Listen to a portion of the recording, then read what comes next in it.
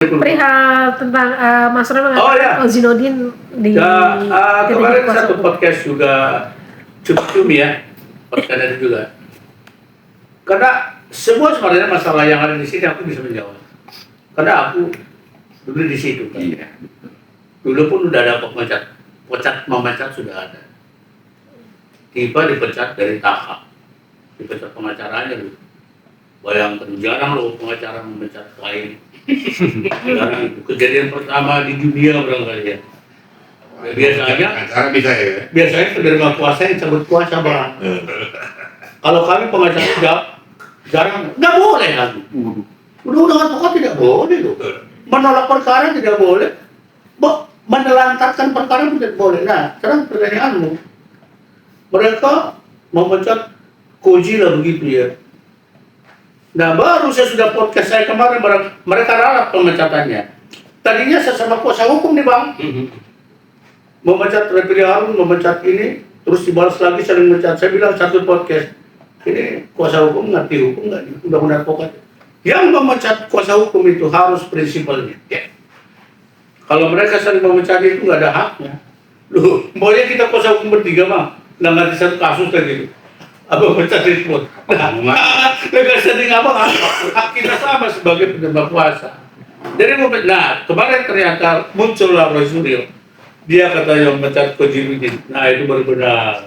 Kenapa? Ya tentu mereka ngeri dong sama kawan yang satu itu. Setiap kliennya selalu pakai baju oranye dan ujung-ujungnya masuk penjara. Logika normalnya kan begitu kan. Gitu loh.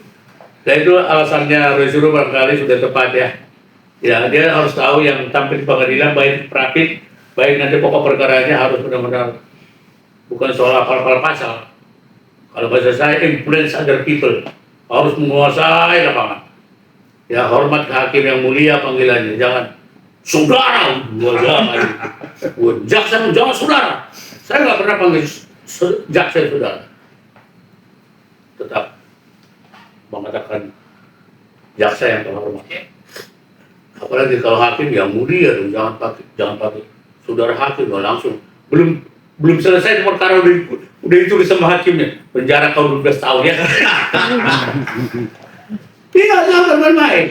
Karena pengamatan hakim dalam kuhap yang baru salah satu alat bukti bang. Jadi mulai sekarang udah diamankan kan hakimnya sudah ada bang. Oh podcast hari ini, oh begini-begini, catat. Aku yakin. Ada salah satu alat bukti yang terbaru di kuhap yang baru, pengamatan hakim, baik di dalam dan di luar persidangan. Ya. Jadi tentang pemecatan begitu ya, lu berala cari memecat mereka juga idenya tadinya beda-beda bang. Makanya respon keluar dari situ sebenarnya karena, waduh nggak sudah tak jelas, nggak sabar lagi melihat pertukaran di situ kan, udah respon cabut sendiri lagi gitu kan. Akhirnya membawa hasil yang demikian bagus lah, restoratif justice dan SP3. Saya kira gitu mbak. Kalau untuk Mas Risman sendiri melihat akhirnya ada statement Pak Koji sendiri dipecat oleh Mas Roy sebagai salah satu juga dulu pernah bersama-sama gitu. Dia perlu jawab sebagai penerima kuasa dulu kan. Wajar lah ya, kecewa ya. Bang Koji Nudin itu kan. Dan Bang Abraham Samad, bayangin memberikan snack, makanan, kami dikasih makan, enak, dia ada tempat, ya kan. Tiba-tiba Refli Harun ini sebagai pendompleng, dia datang ke tempatnya Bang Abraham Samad pun sebagai podcaster kayak kalian, konten kreator gitu loh, ya kan. Sekarang sudah pemain inti yang seolah-olah dari awal ini mulai dari UB udah berjuang dia. Padahal dia cuma hak podcaster di studionya itu kan, menceritakan ini TPUA begini, sekarang sudah jadi kayak pahlawan ya, pemain inti ya kan. Kalian kan dari pemain pinggiran, podcaster, ketika Tipa dipecat, Al-Katiri diusir karena menghadiri ILC tanpa koordinasi, Refli Harun dengan Tipa bergerilya. Ya kan, pertama membujuk saya. Ya, 2 bulan sebelum saya keluar dari tim koordinasi Kosinudin kan Tipa dan Refli Harun itu bergerung ya. Kalau nggak salah tiba dipecat bulan 6 ya, bulan 6 2005 gitu. Bulan 5 atau bulan 6 lah ya, Mei Juni 2025. Setelah itu mereka berdua, ini ingat ya, ini nggak bisa dibantah ini oleh Refli Harun. Berdua, baik Tifa maupun Refli Harun, lewat WA maupun pada saat bertemu, ayolah kita bentuk Bala RRT. Jadi terminologi awal Bala RRT itu dari Refli Harun dan Tifa. Saya masih berat. Kenapa? Kan Bang Abraham sama baik menyediakan tempat gratis, tempat pertemuan, makanan, snack, ya, nasi kotak, segala macam, nggak enak. Tapi ketika saya kecewa, ya, seperti saya selalu bilang, ketika Kozinuddin dan Abdul Ghafur itu menyatakan, saya siap di penjara tanpa ngomong dulu sama saya di luar, itu nggak bisa saya tolerir. Maksudnya kan ngomong dulu sama klien, gitu loh. Ya kan? Nah, ketika saya keluar tetap dibujuk oleh Harun dan Tifa ini, akhirnya terbentuklah, saya bubuhkan tanda tangan saya karena bujuk rayu yang sudah sangat maut, benar loh, sangat maut cara membujuknya Refli Harun dan Tifa itu maut gitu. Tanda tangan Bang Jagir juga ada di situ pertemuannya di sebuah rumah makan Menteng. Nah, posisi Rasulullah di mana? Rasulullah masih setengah hati, bro, untuk ikut RRT, setengah hati sampai Bang Jagir mengincar tanda tangannya itu kayak apa ya Bang ya, sampai susahnya. Jadi salah kalau dibilang Rasulullah langsung bersama Refli Harun, enggak. Jadi ingat, Rasulullah itu sangat-sangat setengah hati. Dua kaki dulu ya. Dua kaki, akhirnya main dua kaki, ditandatanganilah apanya kuasa hukumnya untuk Bala RRT. Disitulah mulai masuk peran Refli Harun. Dialah jubir, dialah segalanya, dialah sering mulailah masuk TV, ya kan? Masuk TV seolah-olah ini kan pemain intinya kan RRT, ya kan? Yang sana mungkin figuran. Wah, saya ini mau menguasai RRT ini. Masuklah dia terus masuk TV, Bang. Padahal sebelumnya ya cuma podcast, kan? Iya. Masuk TV. Setelah saya keluar RJ, perjalanan selanjutnya saya sudah prediksi itu pasti dominasi dari tim Abraham Samad dan Kozinuddin akan semakin lenyap dan dominasi Refli Harun dan Ghafur ini semakin naik. Karena saya sudah tahu, sudah baca. Kenapa saya bisa memprediksi? Cara dia membujuk saya tuh, itu sudah mensrea bagi saya, sok-sok penyidik. Maksud saya, berbulan-bulan membujuk saya untuk membentuk Bala RRT, dan saya terbujuk.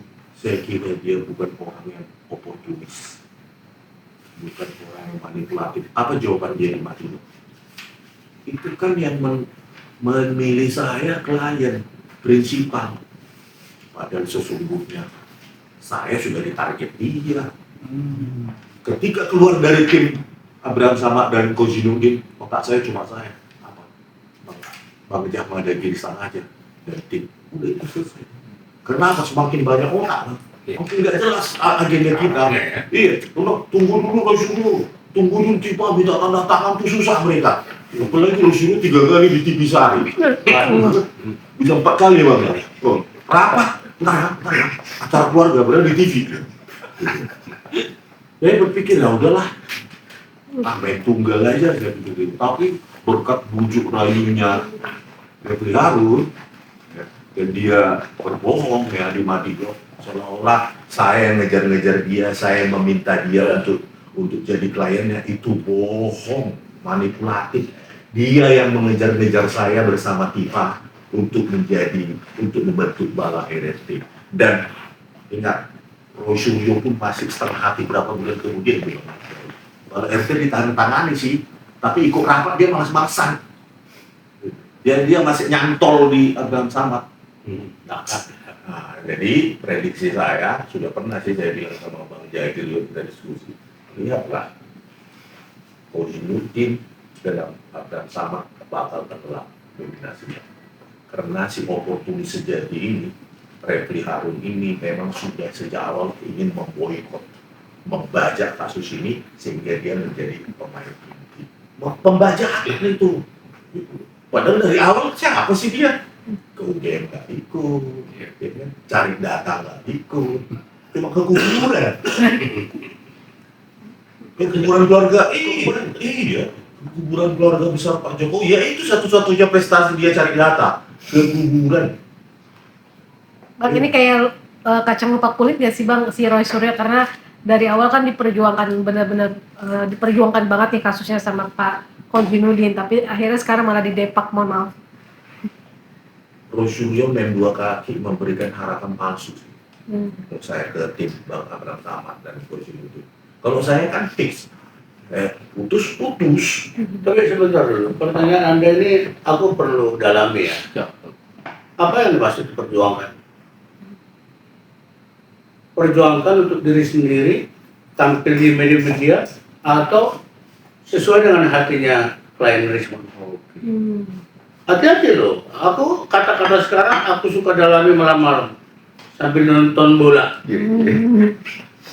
Tadi vandalisme digital ya, mereka justru kembali ke situ, serius nih.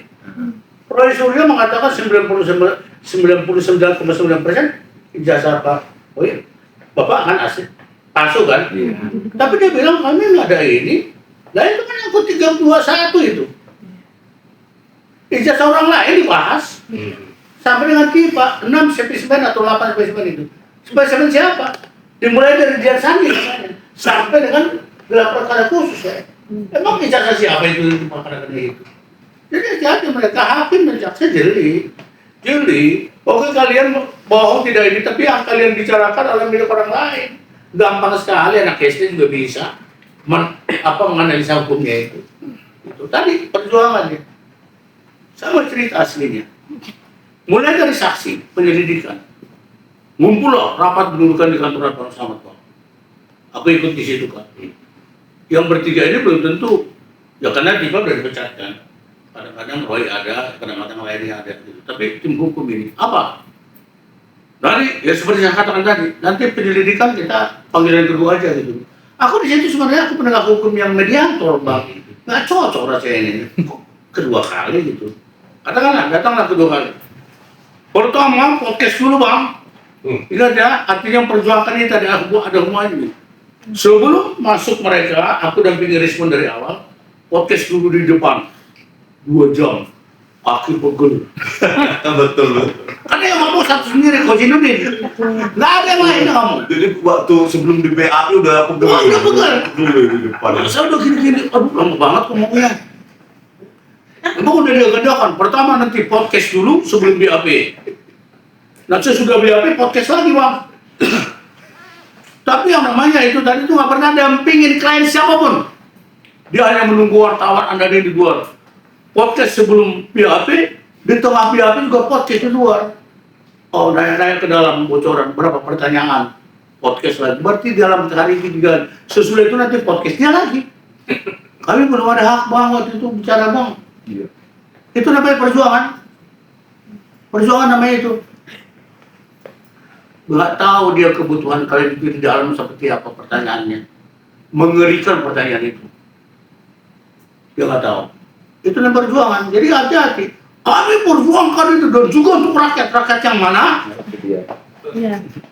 Aku ralat ya. Iya. Perjuangan apa? Kalau dia perjuangkan dari dulu sampai sekarang, lihat dong apa track recordnya. Apa yang diperjuangkan? Ada yang selamat kayak dia? Kalau aku selamatkan, semua. Oke Bu ya kan? Oke.